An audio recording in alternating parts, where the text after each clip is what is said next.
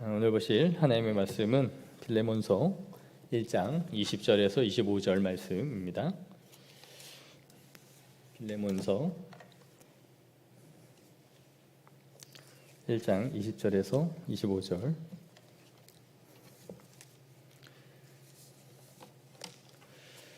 교독하도록 하겠습니다. 제가 20절을 읽겠습니다.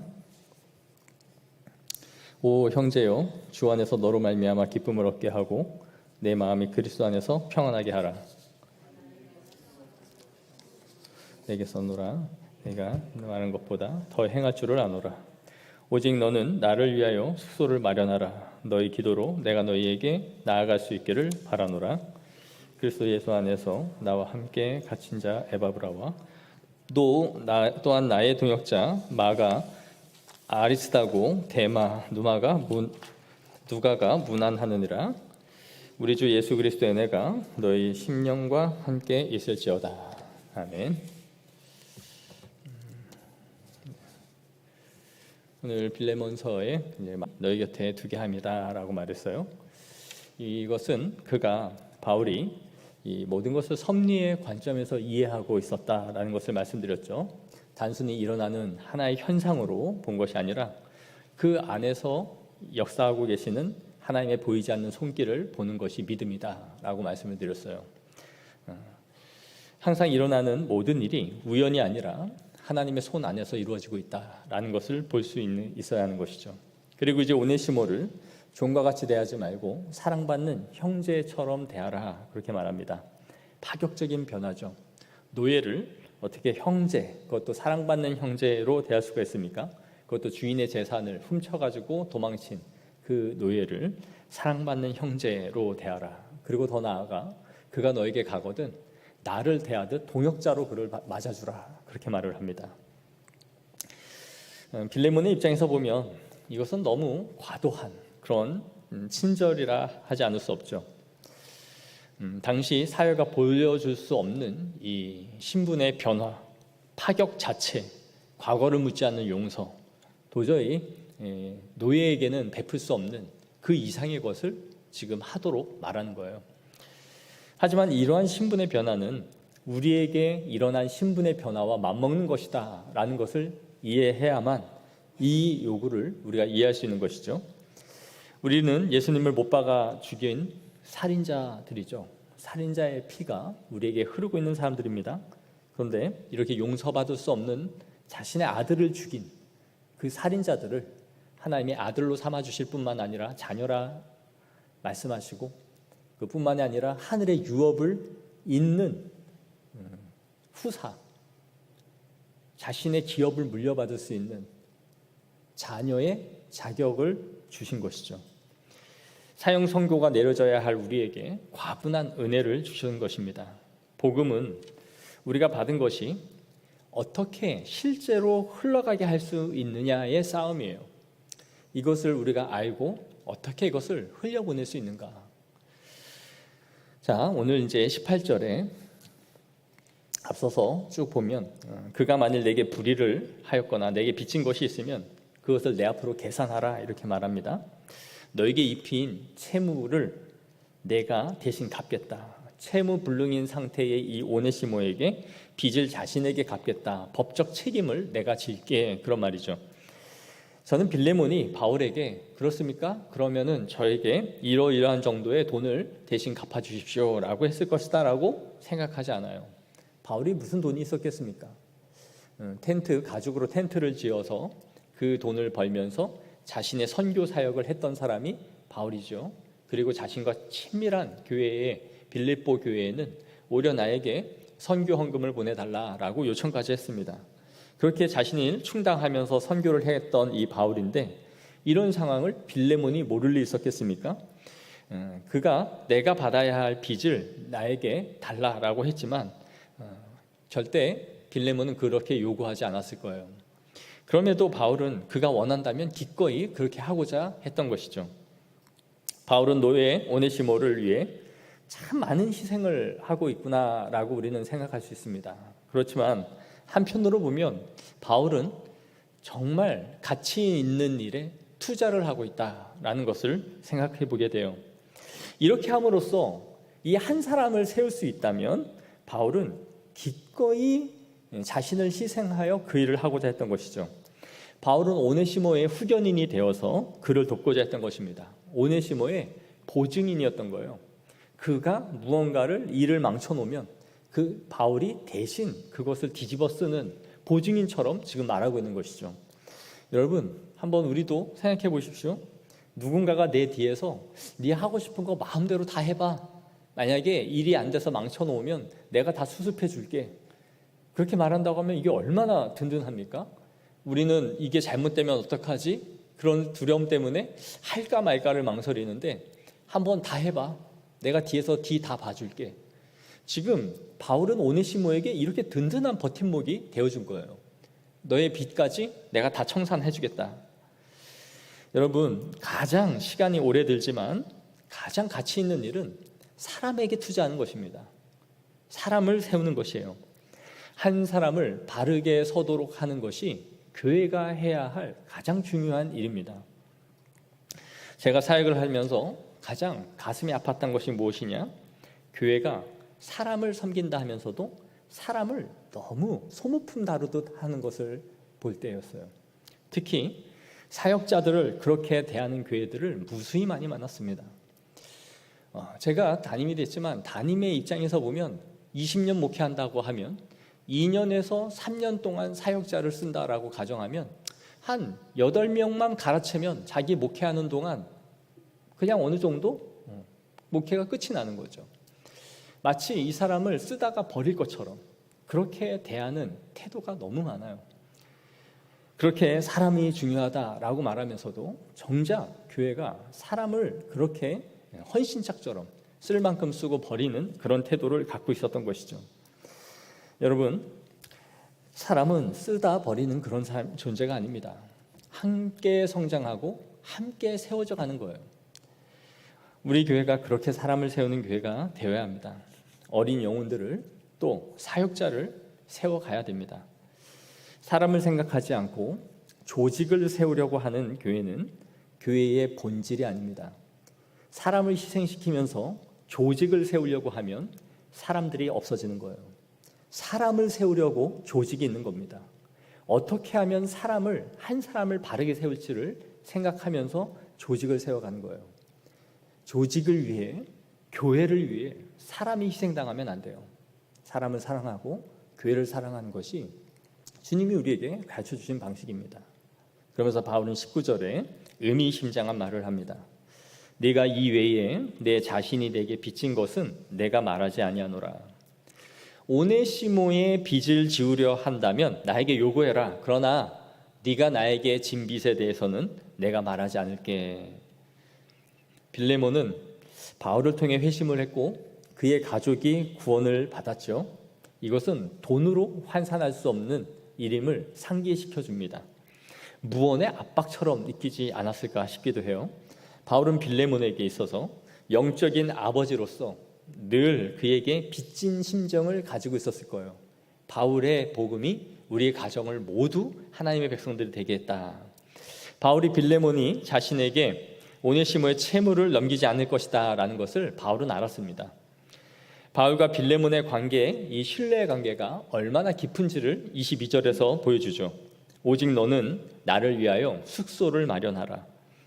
아마도 지금 감옥에 있는 바울이 곧 풀려나게 될 것이다 라는 것을 예상하고 있었던 것 같아요. 그리고 내가 너를 방문할 계획이 있으니 내가 가거든 숙소를 마련해 놓으라 라고 미리 언급해 놓은 것이죠. 여러분, 제가 오늘 철야 끝나고 집사님 오늘 변사님 집에서 제가 머물려고 하니까 방 한 칸 좀 준비해 주세요. 그리고 제가 좋아하는 야식도 조금 마련해 주시면 좋겠습니다 라고 한다면 다음 주에 교회에서 얼굴 보기 힘들겠죠? 오늘날은 연락 안 하고 찾아가도 신방이 안 돼요. 아, 이렇게 무례한 목사가 다 했나? 느닷없이 문을 두드리고 신방을 한다 그래? 다 그러죠. 근데 제가 오늘 하루 묵겠으니까 방 하나만 비워주세요. 그랬다가는 심각한 시험이 이제 생기는 거죠. 근데 바울이 지금 숙소를 마련해 놓으래요. 그만큼 빌레몬과 바울이 허물없는 이 신뢰의 관계를 보여주는 것이죠. 내가 너 방문할 테니까 방 하나 마련해 놔라. 그리고 이 신뢰의 관계가 어떠한지를 보여줘요. 바울은 오네시모의 채무를 자신이 맡겠다는 것도 사실이었지만 빌레몬이 자신에게 그렇게 하도록 하지 않을 것이라는 것도 굳게 알고 있었습니다. 말은 하지만 빌레몬은 절대 나한테 그러지 않을 것이다. 저는 이것을 보면서 바울이 사도요, 또 목회자로서의 영적인 권위를 갖고 있지만 사람으로서의 예의와 신앙의 도리를 다하고 있다. 또한 빌레몬은 존경과 사랑으로 충성하여 이 바울을 섬기고 있다라는 것을 보게 돼요. 바울은 당당하게 요구할 수 있지 않았습니까? 이 바울로 인해서 빌레몬의 가족이 다 하나님을 믿게 됐으니 너 오네시모 나에게 보내서 내 사역을 좀 돕도록 해라. 너한테는 수많은 노예 중에 한 명 아니냐. 그런데 그가 하나님의 백성이 되었으니 나 돕게 해줘 라고 할 수 있지만 억지로 되지 아니하고 이 선한 일을 자의로 할 수 있도록 하기 위하여 오네시모를 너에게 보낸다라고 말했어요. 또 그에게 그가 너에게 해를 입힌 것이 있으면 나에게 말해. 내가 대신 갚아줄게 라고 말해요. 그러나 그가 권위로서 퉁치자 할 수 있지만 하지 않죠. 이렇게 신앙의 도리와 예의를 다하고 있는 것입니다. 반면 빌레몬은 바울이 이렇게 말하고 있지만 요구하지도 않죠. 왜냐하면 그에 대한 존경과 사랑이 넘쳐나고 있었기 때문이에요. 우리도 여러분 무언가를 부탁하거나 말할 때 주저주저하게 하고 고민하게 하는 사람이 있지 않습니까? 괜히 이 말 했다가 오해가 생기지 않을까? 이런 부탁이 짐이 되지는 않을까? 부담을 주지 않을까? 이 염려가 돼서 말하는 것이 매우 조심스럽고 그래서 에너지를 많이 소모하게 되는 일들이 있죠. 특히 신앙이 어릴수록 그 말을 하는 사람이 매우 조심스럽고 에너지를 소비하게 만드는 것이죠. 하지만 믿음이 있고 신뢰가 쌓일수록 오해가 없어요. 무슨 의도로 목회자가 이 말을 했는지 또 무슨 의도로 성도가 목회자가 이 말을 했는지를 서로 잘 이해를 하는 관계가 되는 것이죠. 그래서 여기에서 오는 이 안정감이라는 것이 굉장히 두터운 겁니다. 여러분 사람을 대할 때 오는 그 에너지의 소모라는 것이 굉장히 크죠. 특히 말에 오해가 자꾸 생길 때마다 신경을 곤두서면서 말을 해야 돼요. 그런데 바울과 빌레몬은 이런 것이 없어요. 무슨 말을 해도 무슨 말인지를 알아듣는 깊은 신뢰와 우정의 관계가 형성되어 있었던 것이죠. 여러분 저는 목회자와 성도의 사이가 그렇게 발전해 가야 된다라고 생각을 해요. 해가 깊어질수록 만남이 오래될수록 목회자의 의도와 생각이 어떠한지를 서로 알고 그리하여 오해 없이 이 교회를 함께 세워갈 수 있는 그런 관계가 되어져야 하는 것이죠. 서로가 예의와 도리를 다하고 마음을 헤아리는 관계였던 것입니다. 21절을 보십시오. 나는 네가 순종할 것을 확신함으로 내가 썼노니 내가 말한 것보다 더 행할 줄을 아노라 라고 말해요. 그가 기꺼이 이것을 말한 대로 행할 뿐만 아니라 너는 내가 말한 것보다 더 그 이상을 할 것이다 라는 것을 바울이 알고 있다라는 거예요. 확신을 했던 것이죠. 저는 이것을 순종의 스탠바이 상태라고 생각해요. 순종할 준비가 항상 끝나 있는 상태. 몰라서 못하지만 알면 언제라도 행동할 준비가 되어져 있는 빌레몬의 상태를 이 바울이 알고 있었던 거예요. 너 말만 하면 내가 말하는 것보다 더 많이 할 그런 사람이잖아 라고 말하는 것이죠. 저는 사역을 하면서 사람을 볼 때에 가끔은 무례하고 때론 개념이 없고 때론 예의 없는 사람들을 만나곤 해요. 그때마다 참 고민을 해요. 왜 저렇게 행동을 할까? 그런데 그때마다 사람을 둘로 항상 생각하려 해요. 이 사람이 몰라서 못하는 것인가? 아니면 알면서도 저렇게 하는 것인가? 그런데 잘 보면 몰라서 못하는 경우도 상당히 많다라는 것을 보게 됩니다. 나한테는 상식이지만 누군가에는 전혀 상식이 아닌 거예요. 그러나 가르쳐주면 행동할 준비가 되어 있는 사람들이 있다라는 것을 보게 돼요. 그들이 배우지 못하고 말해준 적이 없어서 그냥 그렇게 행동을 하는 거예요. 그런데 이것이 아닙니다, 이렇게 하는 것이 맞아요 라고 하면 언제든지 순종할 스탠바이 상태가 되어 있는 영혼들이 있다는 걸 보게 돼요. 이 사람이 나쁜 게 아니다, 몰라서 못할 뿐이다. 그러면서 이런 마음의 상태를 갖고 있는 사람들은 가르쳐주면 하나님의 뜻대로 나아간다라는 것을 보게 되죠. 그런데 문제는 말하고 가르쳐 주어도 배우려 하지 않는 사람들입니다. 이것은 완고함이에요. 그냥 나는 내 기질, 내 성품, 내가 하던 대로 난 할 거야 라는 마음을 아예 마음에 세팅을 하고 있는 것이죠. 순종의 스탠바이가 전혀 하지 않는 것입니다. 여러분, 순종은 자신의 성품과 기질, 타고난 인격을 넘어서는 것이에요. 나는 이런 사람이야, 나는 이렇게 하는 게 내 방식이야가 굳혀져서는 안 돼요. 이것은 완고함이에요. K. 워렌이라는 쓴 사람이 위험한 순종이라는 책을 썼습니다. 이 책을 추천하고 싶은데요, 이 책은 당신이 순종을 하겠다라고 마음을 먹는 순간 아주 위험한 일이 생길 것이다 라고 말을 해요. 그러니 그대로 있어라, 그대로 살아라 라는 말이 아닙니다.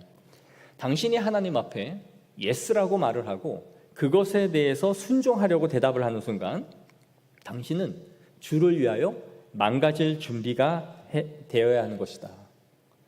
하나님이 그리스도의 십자가를 지기로 결단하는 순간 당신은 그 결단으로 인하여 위험한 순종을 하게 될 것이다. 위기가 당신의 삶에 오게 될 것이다 라는 것입니다. 그러니까 순종이라는 것은 자신의 삶에 있어서 자신을 벼랑 끝에 세우는 것 같은 위기로 오히려 우리를 몰아갈 수 있다라는 것을 말해주는 것이죠. 여러분, 우리가 설교를 들을 때 아무 행동을 요구하지 않는 그 먼 나라의 이야기, 남의 이야기를 하듯 듣는 설교를 우리는 좋아합니다.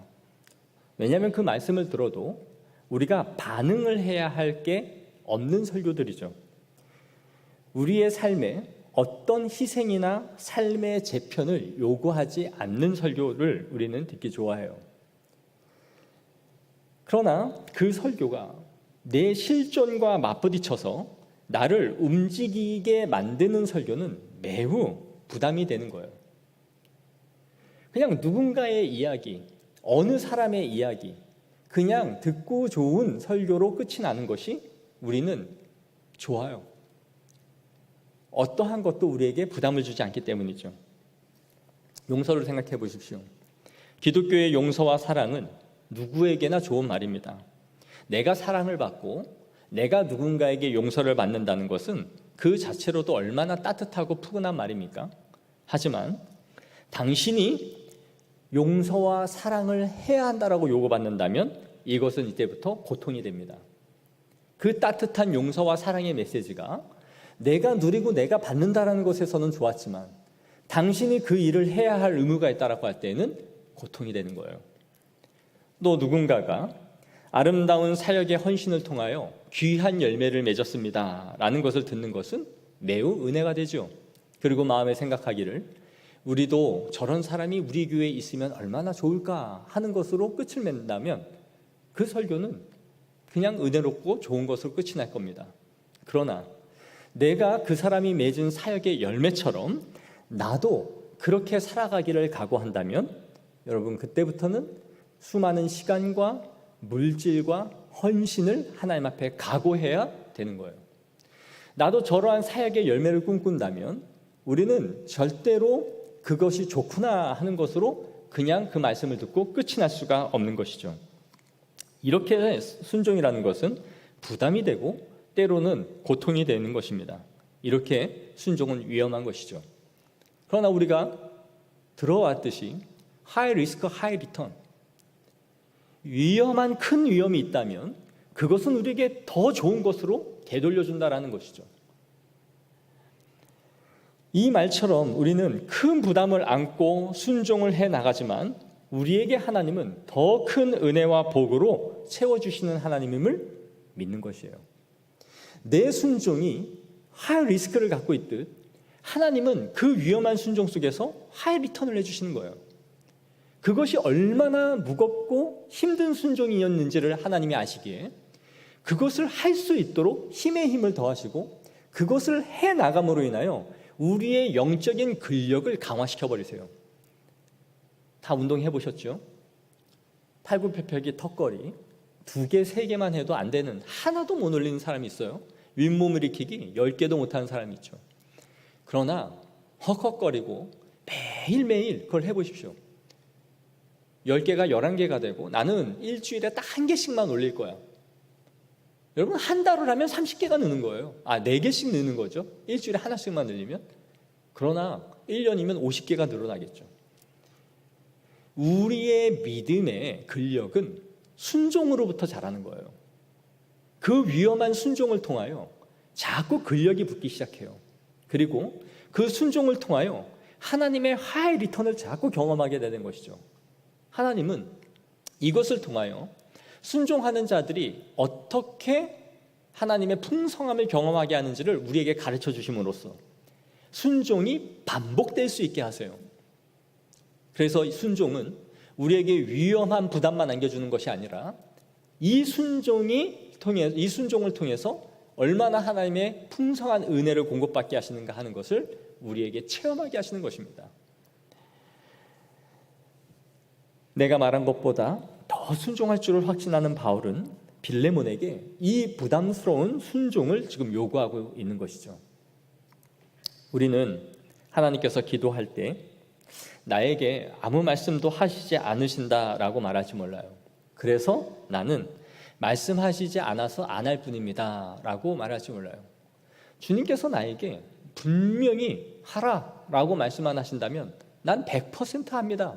그런데 하나님이 말씀하시지 않아서 저는 안 할 뿐이에요 라고 생각하는 것이죠.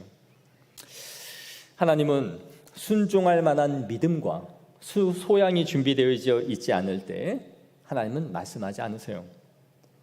마음이 완고하여 이미 내가 뜻한 바가 결정되어져 있고 내가 헌신할 만한 바운더리와 경계선을 분명히 설정하고 있으면서 말씀만 하시옵소서 이 종이 듣겠나이다 라고 말하는 것은 하나님을 기만하는 기도를 하는 것이죠. 하나님은 결코 말씀하지 않으세요. 내 안에 있는 벽과 바운더리, 순종의 범위를 깨뜨리지 않고는 하나님은 더한 것으로 우리에게 말씀하지 않으세요.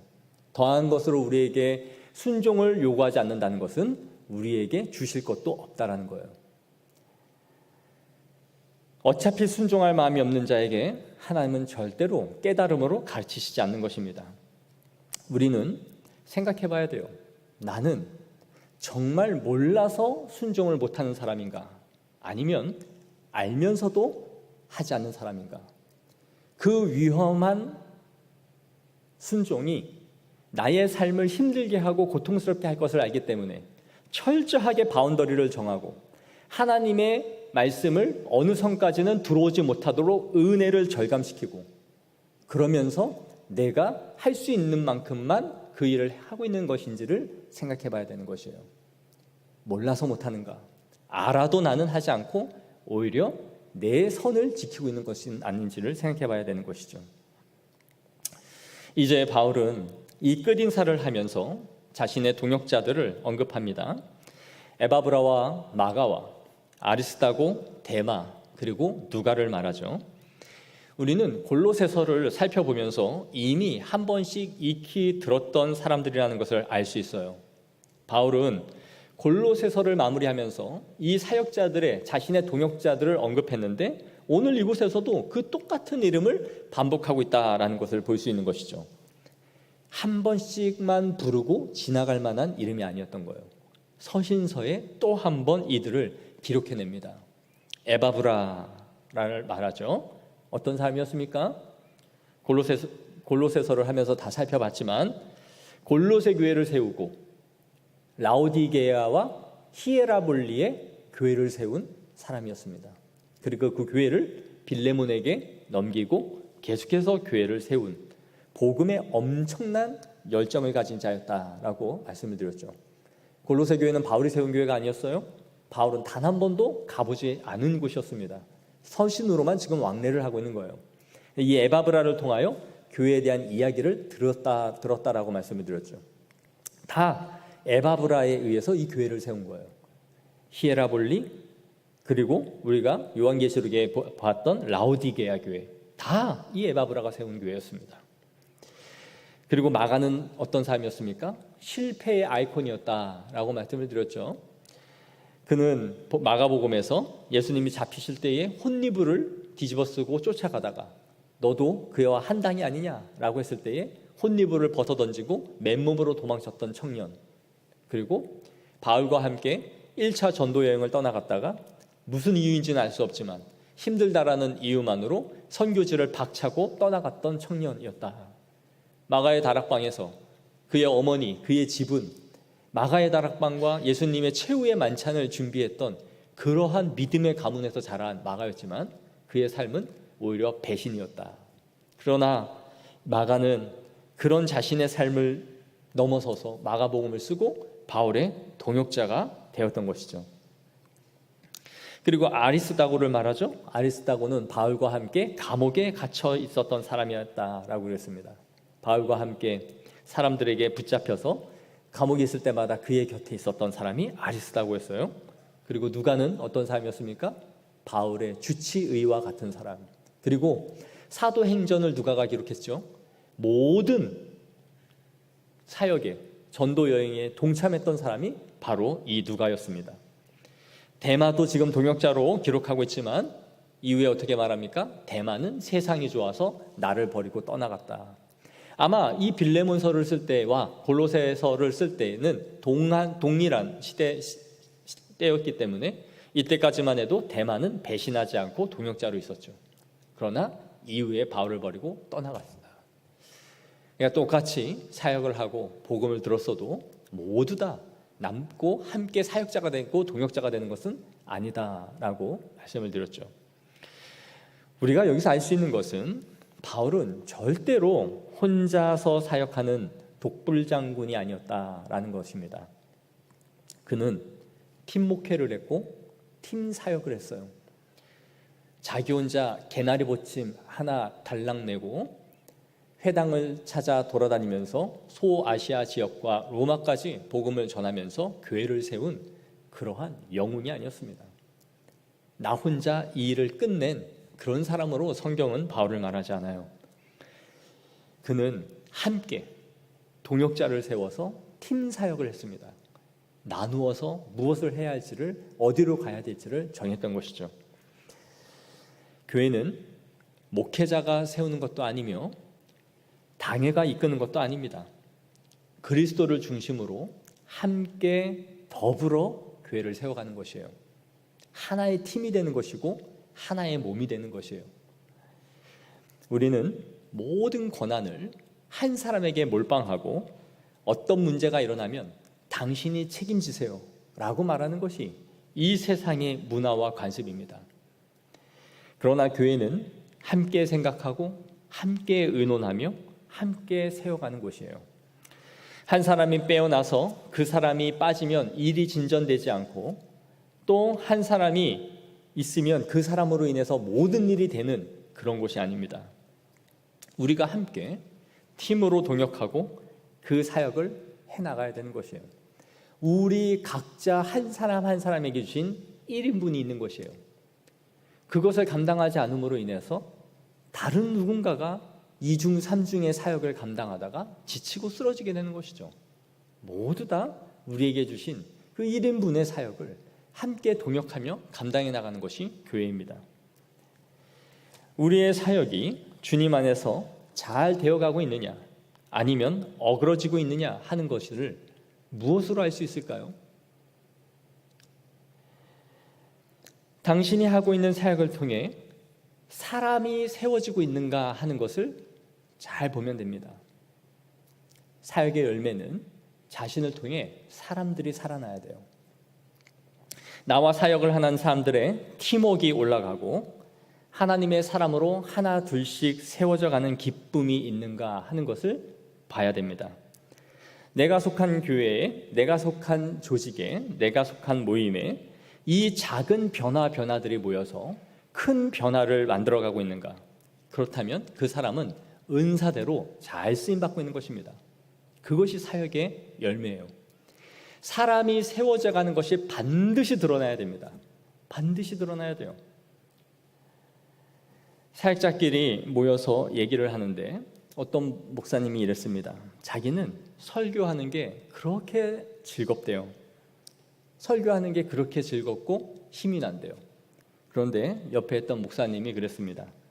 네가 좋으면 뭐하냐? 성도들이 좋아야지. 그렇죠. 설교가 자기 만족의 수단이 돼서는 안 되죠. 내가 앞에서 떠들고 내가 앞에서 하고 싶은 말을 떠들어대는 게 좋아서 그 사역이 즐거울 수는 없는 거예요. 성도들이 그 말씀에 유익을 얻고 성도들이 살아나야 되는 것이죠. 여러분, 우리의 면류관은, 목회자의 면류관은 성도입니다. 우리의 면류관은 사람이 살아나는 것을 통해 증명돼야 돼요. 내 주변에 있는 사람들이 자꾸 죽고 쓰러지고 실족하고 넘어지기 시작하면 그 사역은 하나님의 은혜로 사역하고 있는 것이 아니에요. 그만둬야 되는 거예요. 사역의 열매도 없고 성장도 없으며 그 공동체에 속한 사람들이 괴로워하는데 자신이 그 사역을 좋아서 하고 있다면 그것은 자신의 만족이지 하나님이 쓰시는 사역이 아니에요. 제가 이 청년부에 있던 담임 목사님은 항상 그 교회에 신학생들이 수십 명이 있었죠. 항상 말했습니다. 하나님의 소명이라는 것은 자신의 마음에만 불이 붙어서 뜨거워지는 것이 아닙니다. 반드시 그의 사역을 통하여 열매가 맺는지를 봐야 됩니다. 사역을 통해 회심하는 역사와 성도들의 살아나는 것들이 자신의 사역을 통해 드러나지 않으면 빨리 목회를 접고 다른 일을 해야 하라 라고 말했어요. 목회에 은사가 없다는 것을 빨리 인정하고 더 늦기 전에 다른 일을 하라. 이건 목회자의 문제만이 아니에요. 교회의 어떤 구성원에 속해 있든 나와 함께 있는 동역자들이 살아나야 돼요. 함께 팀워크가 일어나고 함께 기쁨을 누리며 누군가가 계속 자신의 사역을 동역하기 위해 눈덩이처럼 불어나야 돼요. 그러지 않고는 하나님이 쓰시는 사역이 아닌 거예요. 그걸 하나님 앞에 항상 물어야 돼요. 그리고 자신을 점검할 때마다 나를 통해 어느 영혼이 지금 살아나고 있는지를 생각해야 되는 것이에요. 바울의 서신서 말미마다 나오는 문안 인사에 나오는 이 이름들은 얼마나 영광된 이름입니까? 바울이 이들에 대해 지극한 감사와 고마움을 지금 느끼고 표현하고 있지 않을까요? 바울은 항상 팀으로 동역자들과 함께 사역을 했지 혼자 감당하는 사람이 아니었어요. 우리는 함께 더불어 사람을 세우는 교회가 되어야 됩니다. 목회자가 유명해지는 교회가 아니라 성도가 유명해지는 교회가 돼야 돼요. 목회자가 신문이나 책을 쓰고 언론에 나오고 야, 우리 교회 목사님은 이런 분이야, 어디 가서 그런 자랑을 만들어내는 교회가 아니라 이 교회를 다니는 성도들이 유명해져야 돼요. 아, 어느 교회 다니는 집사, 권사, 그 교회는 정말 잘 훈련됐더라고. 성도들이 예배드리는 모습, 태도, 삶의 윤리가 바르게 갖고 있더라고. 성도들이 유명해지는 교회가 돼야 돼요. 성도를, 목회자를 위해서 성도가 희생하는 것이 아니며 성도를 위해서 목회자가 죽어야 되는 것도 아니에요. 내 사역을 위해서 여러분들이 다 희생하십시오, 이게 주를 위해 희생하는 것입니다. 아니에요. 성도를 위해 목회자는 죽어야죠. 아니에요. 누가 누구를 위해 죽고 누가 누구를 위해 헌신합니까? 우리는 함께 살아가야 되는 거예요. 함께 살아나야 되는 것이에요. 누군가를 위하여 누군가가 죽어야 된다라고 생각하는 순간 서로 비난을 해요. 네가 죽지 않아서 그래. 네가 희생을 더하지 않아서 그래. 누구를 위해서 누구를 죽는 것이 교회가 아니라 서로가 서로를 살리는 교회가 되어야 되는 줄 믿습니다. 이것이 통역이에요.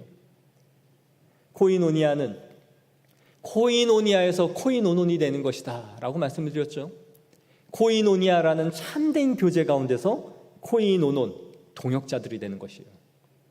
교제가 없이 동역자로 일을 할 수 없는 것이죠. 이것이 우리가 이끌어가야 되는 방향인 것입니다. 사랑하는 성도 여러분, 말씀을 맺겠습니다. 우리가 이 빌레몬서를 마무리하지만 우리는 용서받은 오네시모라는 것을 기억하십시오. 그리고 우리는 때로는 빌레몬이 되어 누군가를 용서해야 되는 때가 있습니다. 그리스도 안에서는 모두 오네시모죠. 예수 그리스도의 핏값으로 살인자요. 그러나 용서받은 오네시모죠. 그러나 때로는 지체들을 용서해야 되는, 내가 받은 그 용서의 무게만큼 용서해야 되는 빌레몬이 될 수도 있습니다. 그리고 우리가 모든 상황 속에서 순종하십시오. 그 순종이 위험한 상황으로 우리를 세울지라도 그것을 따라 하나님은 더 큰 은혜를 주실 줄 믿습니다. 그리고 항상 무언가를 말할 때 더 큰 것을 할 것이라는 것을 믿고 맡길 수 있는 성도들이 되십시오. 내가 이것을 요청해도 이 성도들은 모두 다 그 이상으로 하나님 앞에 순종할 스탠바이 상태를 유지하고 있는 기꺼운 헌신의 마음을 갖고 있는 성도들이 되기를 원합니다. 그리고 우리의 성품과 기질을 넘어, 내 타고난 것들을 넘어 순종을 해야 됩니다. 내 주변에 있는 사람들이 살아나고 기쁨을 얻어서 함께 동역하는 거룩한 교회로 우리가 세워져 나아가기를 간절히 소망합니다.